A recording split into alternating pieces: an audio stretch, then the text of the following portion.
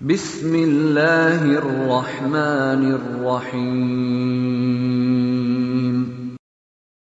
Ustadz Firanda Andirja atau bergelar Dr. Firanda Andirja Abidin, LC, MA lahir pada tanggal 28 Oktober tahun 1979 di Surabaya.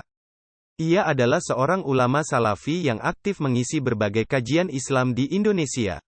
Ia juga merupakan salah satu narasumber Radio Roja dan pernah menjadi penceramah di Masjid Nabawi, Madinah. Ustadz Firanda masih aktif mengisi kajian-kajian Islam di Indonesia, baik secara langsung maupun online. Beliau juga sering menghadiri berbagai acara dakwah di luar negeri, seperti di Oman, Malaysia, dan Singapura. Ustadz Firanda memiliki website resmi yang bernama firanda.com, di mana beliau membagikan berbagai artikel, video, audio, dan buku-buku tentang akidah, tafsir, hadits, fikih, dan akhlak. Ustadz Firanda juga memiliki akun media sosial di Facebook, Twitter, Instagram, dan YouTube, di mana beliau sering mengunggah nasihat-nasihat, faedah-faedah, dan klarifikasi-klarifikasi seputar isu-isu keislaman yang sedang hangat. Inilah sedikit ceramah beliau tentang rahasia keberkahan hujan. Bismillahirrahmanirrahim. Sungguhnya di antara tanda-tanda kekuasaan Allah Subhanahu wa taala, Allah menurunkan hujan yang menghujani bumi dan menghujani manusia. Dan ayat-ayat yang berbicara tentang hujan sangat banyak dalam Al-Qur'an. Terkadang Allah menyebutkan hujan sebagai air untuk bersuci, wa anzalna minas samaa'i ma'an tahura, dan kami turunkan dari langit hujan untuk bersuci. Kemudian terkadang Allah sebutkan hujan sebagai rizki. Kata Allah Subhanahu wa taala, rizqan lil ibad. Sungguhnya hujan adalah rizki bagi hamba-hambanya. Walladzi anzala minas samaa'i ma'an lakum minhu syarabun wa minhu syajarun fihi tusimun yumbitu lakum bihi zar'a waz zaituna wan nakhila wal a'nab wa min kulli thamarat inna fi dzalika laayatan liqaumin yatafakkarun. Kata Allah Subhanahu wa taala, Dia yang telah menurunkan hujan untuk menjadi minuman bagi kalian dan juga untuk menumbuhkan tumbuhan. Kemudian kalian menggembalakan hewan-hewan kalian di tumbuhan-tumbuhan tersebut, dan juga untuk menumbuhkan sayur mayur, untuk menumbuhkan korma, kemudian zaitun, dan juga untuk menumbuhkan buah-buahan. Kemudian kata Allah, semuanya itu adalah tanda akan kebesaran Allah bagi orang yang mau berfikir. Dan sungguhnya manfaat dari hujan sangatlah banyak. Dan Allah Subhanahu wa taala menyuruh kita sebagai hamba-hambanya untuk merenungkan tentang hikmah dari diturunkannya hujan. Makanya Allah mengatakan, inna fi dzalika laayatan liqaumin yatafakkarun. Sungguhnya pada yang demikian itu ada tanda-tanda kebesaran Allah bagi kaum yang berfikir. Dalam ayat yang lain kata Allah Subhanahu wa taala, laayatil liqaumin yaqilun. Sungguhnya yang demikian itu ada tanda-tanda kebesaran Allah bagi orang-orang yang berakal. Oleh karenanya, jika seorang ingin mendapat pujian dari Allah Subhanahu wa taala, maka hendaknya dia merenungkan tentang agungnya Allah Subhanahu wa taala dalam salah satu ciptaannya, yaitu tentang hujan. Pada kesempatan yang berbahagia ini, saya ingin menyebutkan 3 perkara hikmah di balik diturunkannya hujan yang Allah menyuruh kita untuk merenungkan tentang 3 perkara ini. Dari sekian banyak perkara tentang hujan.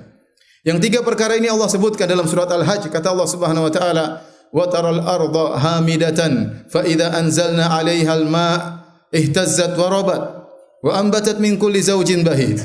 Dzalika bi anna Allaha huwal haqq wa annahu yuhyil mauta wa annahu ala kulli syai'in qadir.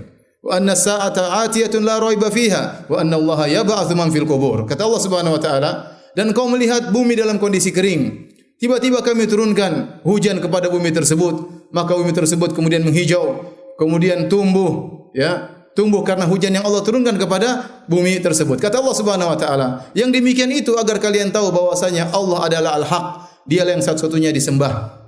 Kemudian bahwasanya Allah menghidupkan yang mati, wa annahu ala kulli syai'in qadir, dan yang ketiga bahwasanya Allah Maha Kuasa atas segala sesuatu, dan bahwasanya hari kiamat akan tiba tanpa ada keraguan padanya, dan sungguhnya Allah membangkitkan manusia dari kuburannya.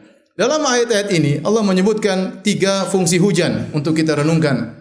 Di antaranya yang pertama, Allah mengatakan wa annahu ala kulli syai'in qadir, bahwasanya Allah Maha Kuasa atas segala sesuatu. Lihatlah hujan, makhluk yang menakjubkan.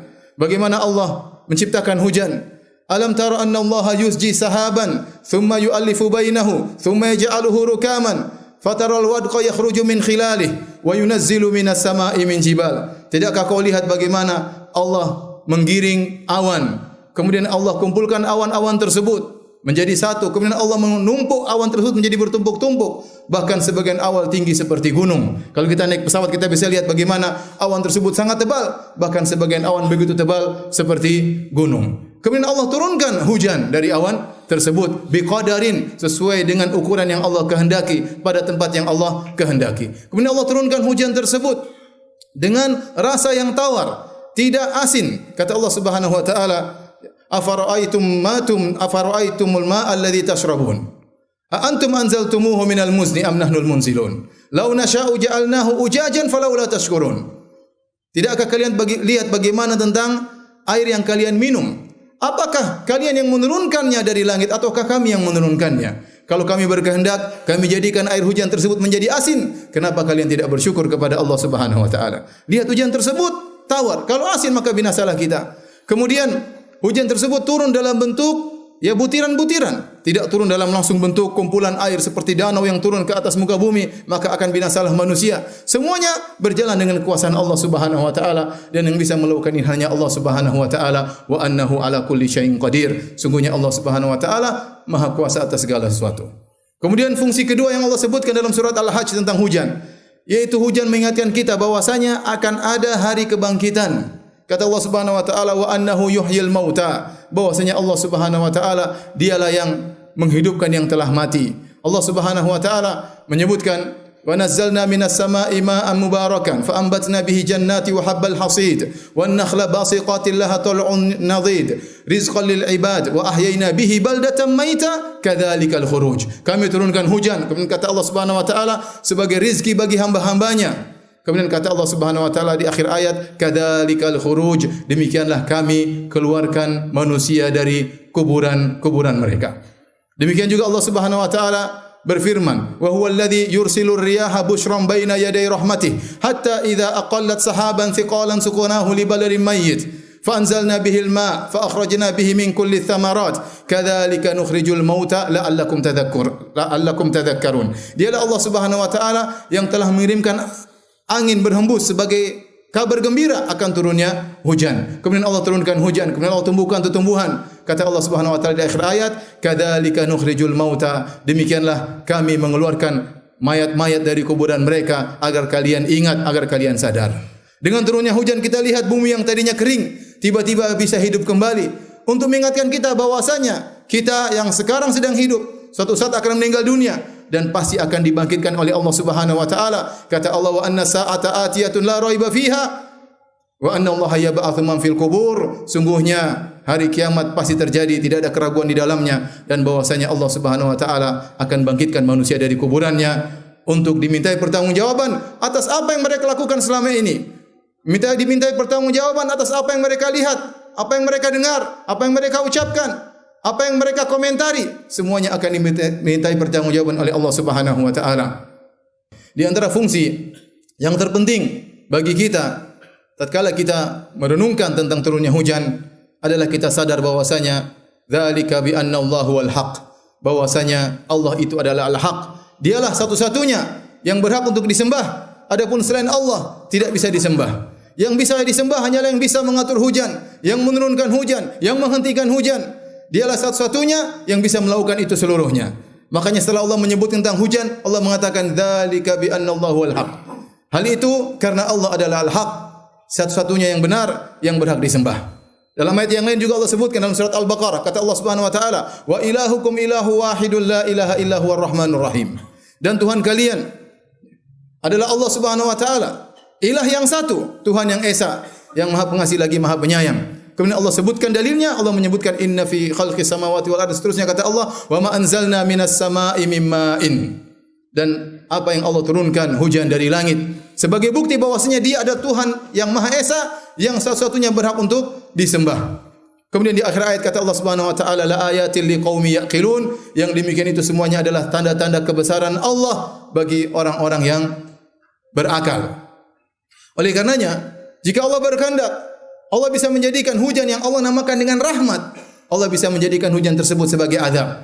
Sebagaimana Allah jadikan hujan sebagai azab bagi kaum Nuh. Kata Allah Subhanahu wa taala, "Fa fatahna abwaabas samaa'i bima'in munhamir." Kami bukakan pintu-pintu langit dan kami turunkan hujan yang sangat keras. Untuk apa? Untuk membinasakan kaum Nuh karena mereka kufur kepada Allah Subhanahu wa taala. Bahkan kalau berkehendak, Allah tidak turunkan hujan air dari langit, tetapi Allah turunkan hujan batu kepada orang-orang bermaksiat kepada Allah Subhanahu wa taala, sebagaimana Allah turunkan hujan batu ya kepada kaum Lut. Kata Allah Subhanahu wa taala, "Wa amtarna 'alaihim matara fasa'a matarul munzirin." Dan kami turunkan kepada mereka hujan batu dan sungguh buruk kesudahan orang-orang yang diberi peringatan oleh Allah Subhanahu wa taala. Maka tatkala kita melihat hujan turun dengan begitu derasnya, hendaknya kita ingat yang berhak untuk disembah hanyalah yang menurunkan hujan ini. Dan tatkala tidak turun hujan, maka kita minta kepada Allah Subhanahu wa taala. Sebagaimana dilakukan oleh saudara-saudara kita tatkala di Riau kemarin, di Pekanbaru kemarin, tatkala hujan lama tidak turun, sementara asap masih mengganggu mereka, maka mereka pun melakukan salat istisqa. Maka setelah itu sorenya pun hujan turun dan tidak berhenti-berhenti. Semua yang menurunkan hanyalah Allah Subhanahu wa taala.